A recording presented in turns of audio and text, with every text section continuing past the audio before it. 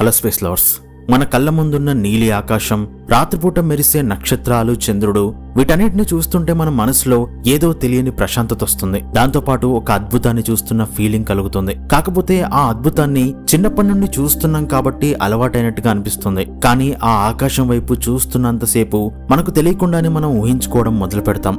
ఆకాశం దగ్గర ఏముంటుంది, దాన్ని దాటితే ఎలా ఉంటుంది, ఇలాంటి ఎన్నో ఊహలు మనకు తెలియకుండానే ఊహించుకుంటాం. ఒక్కసారి చీకటి పడితే కానీ ఆకాశాన్ని దాటి మనం చూడలేం. చీకటి పడ్డాక కనిపించే అంతరిక్షం చూడ్డానికి ఎంతో అందంగా కనిపిస్తుంది. దాన్ని చూస్తున్నంతసేపు ఏదో తెలియని అలౌకికమైన ఆనందం. ఆ నక్షత్రాలని అలానే చూస్తూ ఉండిపోవాలి అనిపిస్తుంది. అంతరిక్షంలోకి వెళితే మనకున్న బాధలు, భయాలు, కోరికలు అన్నీ వదిలేసి ఒక రకమైన స్వేచ్ఛను అనుభవిస్తాం అనుకుంటాం. అందుకే ఆ శూన్యం అనే అనుభవం కోసం కొంతమంది కొన్ని వందల కోట్లు ఖర్చు పెట్టి అంతరిక్షంలోకి వెళ్ళొస్తున్నారు. ఒకప్పుడు మన చిన్నతనాన్ని దాటి మనకు ఊహ వచ్చే టైంకి అంతరిక్షం అంటే టీవీలో చూసే ఫోటోలు మాత్రమే అనుకునేవాళ్ళం. ఆ తర్వాత అంతరిక్షంలో కనిపించే నెబ్యులాలను చూసి స్వర్గం అంటే అదేనేమో అని మనుషులు ఊహించుకోవడం మొదలుపెట్టారు. నిజానికి అంతరిక్షంలో అలాంటి ధూళి మేఘాలను చూసినప్పుడు అంతరిక్షం అనేది మనం ఊహించుకున్న దానికంటే ఇంకా ఎక్కువగా అద్భుతమైనది అనిపిస్తుంది. మనలో తెలియని ఒక రిలాక్స్డ్ ఫీలింగ్ తీసుకొస్తుంది. కానీ ఈ అద్భుతమైన అంతరిక్షం ఎంత అందమైనదో అంతే భయంకరమైనది అని చాలా తక్కువ మందికి మాత్రమే తెలుసు.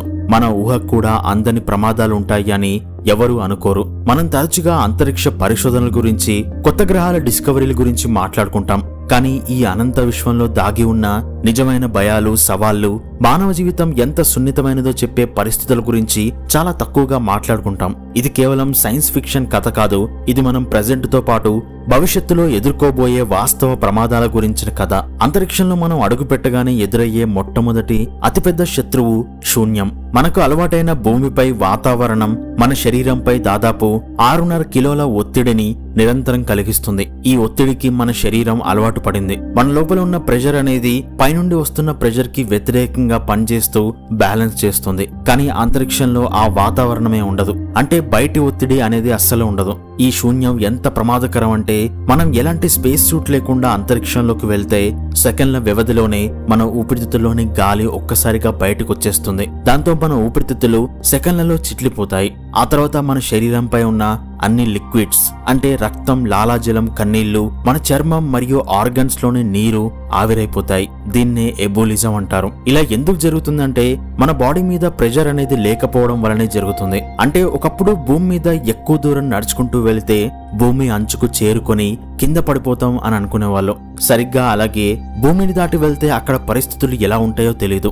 ఏదైనా ప్రమాదం రావచ్చు అని ఊహిస్తాం. కానీ భూమి మీద ఉన్నప్పుడు మన కంటికి కనిపించని ఏ ప్రెషర్ అయితే ఒక దేహాన్ని దేహంలా ఉంచుతుందో, అంతరిక్షంలోకి వెళ్ళాక ఆ ప్రెషర్ కోల్పోతే ఒక్కసారిగా మన బాడీ అన్నిటినీ కోల్పోతుంది అని ఊహించడం కష్టం. అంటే మన మీద పడే ఒత్తిడి అనేది అంతరిక్షంలో లేకపోతే మన రక్తనాళాల్లో రక్తం బుడగలుగా మారి రక్త ప్రసరణను అడ్డుకుంటుంది. మన శరీరం బెలూన్లా ఉబ్బిపోతుంది. కేవలం 15 నుండి 30 సెకండ్లలో మన మెదడుకు ఆక్సిజన్ అందక స్పృహ కోల్పోతాం. కొన్ని నిమిషాల్లోనే మరణిస్తాం. అందుకే ఈ శూన్యం నుండి రక్షించుకోవడానికి మనకు స్పేస్ సూట్లు అవసరం. అవి మనకు ఒక చిన్నపాటి స్పేస్ షిప్ లాంటివి.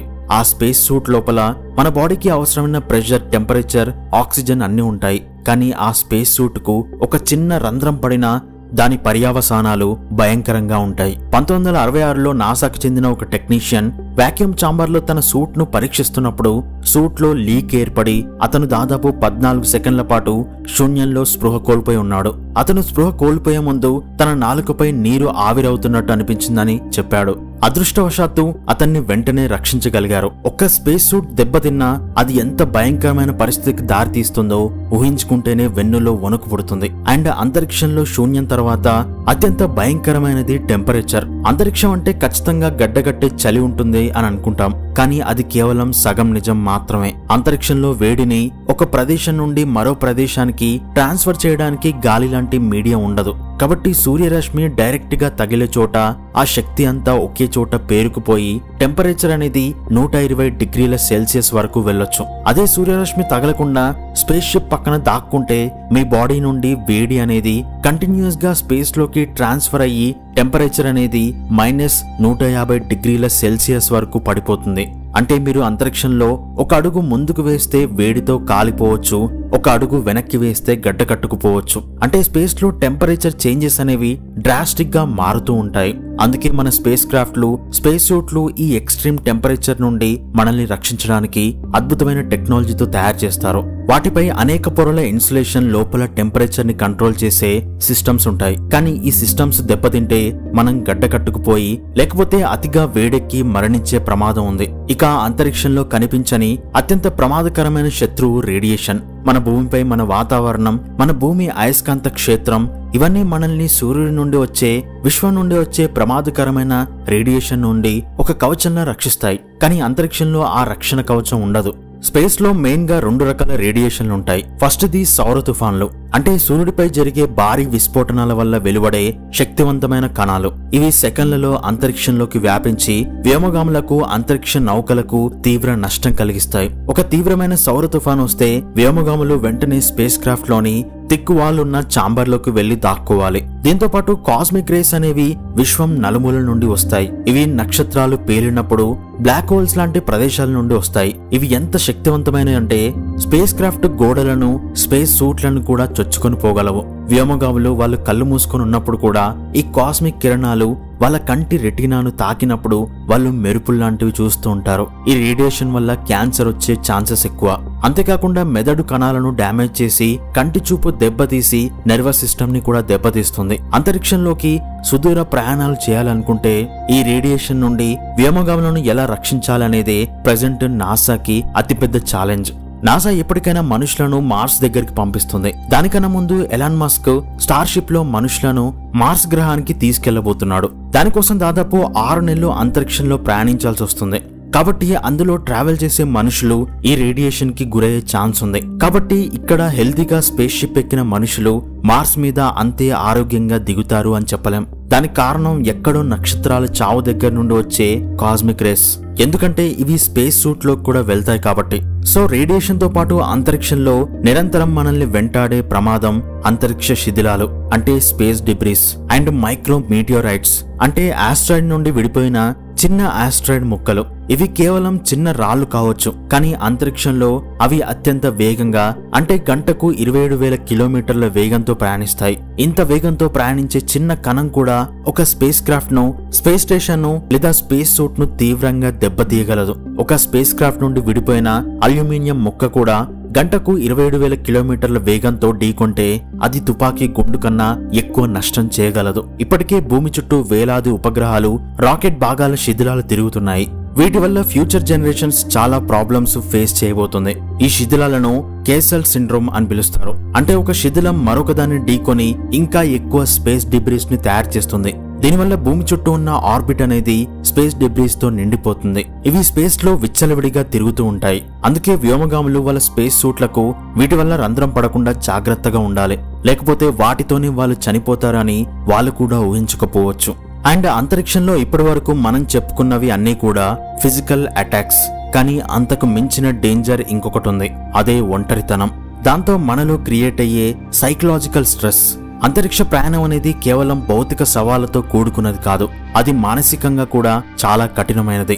అంతరిక్షంలో ఒక చిన్న స్పేస్ క్రాఫ్ట్ లో 1-2 మనుషులతో భూమికి 1000 కిలోమీటర్ల దూరంలో ఒంటరిగా ప్రయాణించడం అనేది మనం ఎప్పుడూ ఊహించుకోలేని ఒక ఎమోషనల్ ట్రామాలోకి మనల్ని నెట్టేస్తుంది. ఎందుకంటే భూమిని, తమ కుటుంబాలను, స్నేహితులను వదిలి నెలల తరబడి లేదా సంవత్సరాల తరబడి అంతరిక్షంలో ప్రయాణిస్తూ ఉండడం వల్ల మనుషుల మానసిక స్థితి మీద చాలా ప్రభావం చూపిస్తుంది. అండ్ స్పేస్ షిప్ లో చాలా తక్కువ ప్లేస్ ఉంటుంది.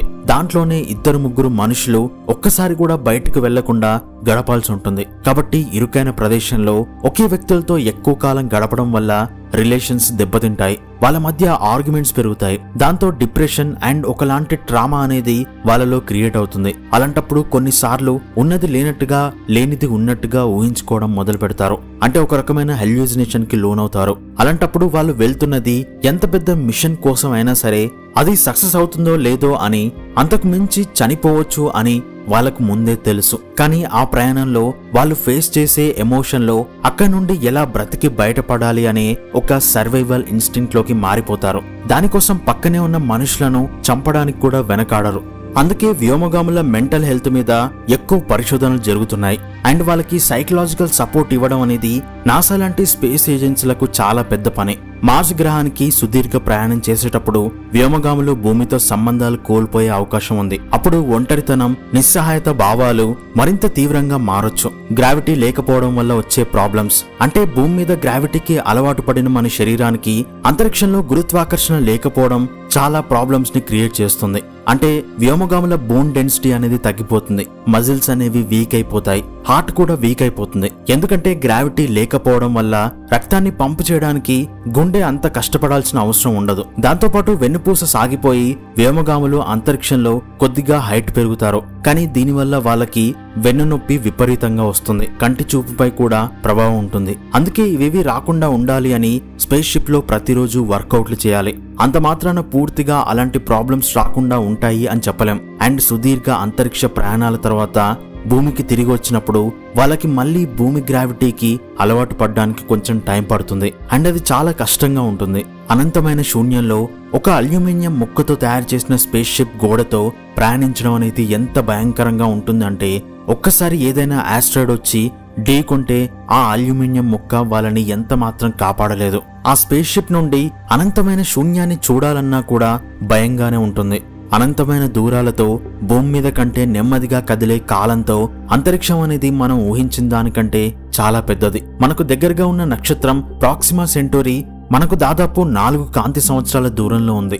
అంటే కాంతి అక్కడి నుండి భూమికి చేరుకోవడానికి 4 సంవత్సరాలు పడుతుంది. మనం తయారు చేసిన fastest objective Parker solar probe. ఇది గంటకు 4,30,000 మైళ్ల వేగంతో వెళ్తుంది. ఆ వేగంతో కూడా ప్రాక్సిమా సెంటోరీకి చేరుకోవడానికి 6,500 సంవత్సరాలు పడుతుంది. అందుకే ఈ అనంతమైన దూరాలు మానవ ప్రయాణాలను అసాధ్యం చేస్తాయి. ఒకవేళ వేరే నాగరికతతో సంబంధం ఏర్పడినా వాళ్ళతో కమ్యూనికేట్ అవ్వడానికి కూడా 1000 సంవత్సరాలు పట్టొచ్చు. అంటే వాళ్ళ నుండి ఒక మెసేజ్ రావడానికి కొన్ని 100 సంవత్సరాలు పడితే దానికి మనం రిప్లై ఇవ్వడానికి ఇంకొన్ని 100 సంవత్సరాలు పడుతుంది. కాబట్టి వాళ్ళతో మాట్లాడడం కూడా ఒక జనరేషన్ లో జరిగేది కాదు. శూన్యంలోని విస్తీర్ణం, ఒంటరితనం మరియు కాలం అనేవి అంతరిక్షంలో మనల్ని చాలా చిన్నవిగా, నిస్సహాయంగా భావించేలా చేస్తాయి. ఇక విశ్వంలో మనం ఎదుర్కొనే అత్యంత భయంకరమైన ఫినామినాలు బ్లాక్ హోల్స్ అండ్ సూపర్నోవాలు. బ్లాక్ హోల్స్ అనేవి విశ్వంలోని అతిపెద్ద గ్రావిటేషనల్ పుల్లర్స్.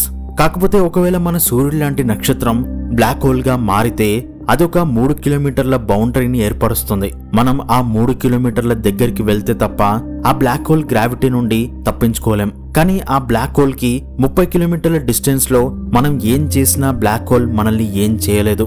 ఒకవేళ ఆ బ్లాక్ హోల్ మన సూర్యుడి కంటే 40 లక్షల రెట్లు పెద్దదిగా ఉంటే అప్పుడు దాని బౌండరీ 12 మిలియన్ కిలోమీటర్లు అవుతుంది. అంటే ఆ బ్లాక్ హోల్ చుట్టూ 12 లక్షల కిలోమీటర్ల లోపలికి ఏ వస్తువు వెళ్ళినా అది ఎప్పటికీ తిరిగి రాదు. అండ్ అలాంటి బ్లాక్ హోలే మన గెలాక్సీ మధ్యలో ఉంది. అండ్ బ్లాక్ హోల్స్ కంటే ఇంకా ప్రమాదకరమైనది ఇంకొకటి ఉంది. అదే సూపర్నోవా. అంటే ఒక నక్షత్రపు చావు నుండి వచ్చే ఎనర్జీ. ఒక సూపర్నోవా ఎంత పవర్ఫుల్ అంటే అది మన సూర్యుడి కన్నా బిలియన్ల రెట్లు ఎక్కువ కాంతిని విసిరేస్తుంది. మన సౌర వ్యవస్థకు దగ్గరగా ఒక సూపర్నోవా పేలితే దాని నుండి వచ్చే గామా కిరణాలు, రేడియేషన్ మన భూమి వాతావరణాన్ని దెబ్బతీసి భూమిపై జీవాన్ని సమూలంగా నాశనం చేస్తాయి. భూమికి 50 కాంతి సంవత్సరాల్లోపు ఏదైనా నక్షత్రం సూపర్నోవాగా మారితే అది మనకు పెను ప్రమాదంగా మారుతుంది. అదృష్టవశాత్తు ప్రస్తుతానికి మనకు దగ్గరగా అలాంటి ముప్పు లేదు. అయితే మనం భూమిపై జీవించడానికి అవసరమైన అన్ని వాతావరణ పరిస్థితులు అంతరిక్షంలో ఉండవు. అందుకే అంతరిక్షంలో మన ప్రతి కదలిక, ప్రతి శ్వాస, ప్రతి క్షణం టెక్నాలజీ మీద ఆధారపడి ఉంటుంది. మన space suit, space craft, life support system ఇవన్నీ చాలా కాంప్లికేటెడ్. వాటిలో చిన్న లోపం కూడా ప్రాణాంతకం కావచ్చు. ఎగ్జాంపుల్ కి స్పేస్ సూట్ లో ఆక్సిజన్ సప్లై ఆగిపోయినా లేకపోతే కార్బన్ డైఆక్సైడ్ ఫిల్టర్ పనిచేయకపోయినా సరే మనిషి కొన్ని నిమిషాల్లోనే చచ్చిపోతాడు. మన అంతరిక్ష నౌకలు చిన్న చిన్న కంప్యూటర్లు, పంపులు, వైర్లతో నిండుంటాయి. ఇవన్నీ మన జీవితానికి కీలకమైనవి. వీటిలో ఒకటి పని చేయకపోయినా అది చైన్ సిస్టమ్ లాగా అనేక సమస్యలను సృష్టించి ప్రాణాపాయానికి దారితీస్తుంది. అంతరిక్షం ఎంత భయంకరమైనదో అది అంతే అద్భుతమైనది. దాని అందం, అనంతత్వం మనల్ని నిరంతరం ఆకర్షిస్తాయి. ఈ ప్రమాదాలన్నిటినీ తెలిసినప్పటికీ మానవ జాతి అంతరిక్షాన్ని అన్వేషించాలనే తపనను మాత్రం వదులుకోలేదు. ఇది మన ధైర్యానికి, జ్ఞానాన్వేషణకు ఒక నిదర్శనం. ప్రతి కొత్త ఆవిష్కరణ, ప్రతి సవాలు మనల్ని మరింత ముందుకు నడిపిస్తుంది. కానీ అంతరిక్షంలోకి ప్రయాణించేటప్పుడు దాని అద్భుతమైన అందంతో పాటు దాని భయంకరమైన కోణాన్ని కూడా మనం ఎప్పుడూ గుర్తుంచుకోవాలి. ఎందుకంటే విశ్వం అనేది మన నియంత్రణకు అందని ఒక శక్తివంతమైన రహస్యమైన ప్రదేశం. ఈ అనంత విశ్వపు లోతుల్లో ఇంకా ఎన్నో ప్రమాదాలు, ఎన్నో అద్భుతాలు మన కోసం ఎదురు చూస్తున్నాయి. వాటిని ఎదుర్కొనే ధైర్యం, జిజ్ఞాస మనలో ఉన్నంతకాలం ఈ అంతరిక్ష ప్రయాణం కొనసాగుతూనే ఉంటుంది. సో దీని గురించి మీరేమనుకుంటున్నారు అనేది కింద కామెంట్ చేయండి. అలాగే వీడియో నచ్చితే తప్పకుండా లైక్ చేయండి. అండ్ మన కంటెంట్ నచ్చితే హైప్ ఇవ్వడానికి ట్రై చేయండి. అండ్ మన ఛానల్లో జాయిన్ అయ్యి సపోర్ట్ చేస్తున్న మెంబర్స్ కి అలాగే మన సబ్స్క్రైబర్స్ కి థ్యాంక్ యూ సో మచ్. మరొక వీడియోతో మళ్ళీ కలుద్దాం.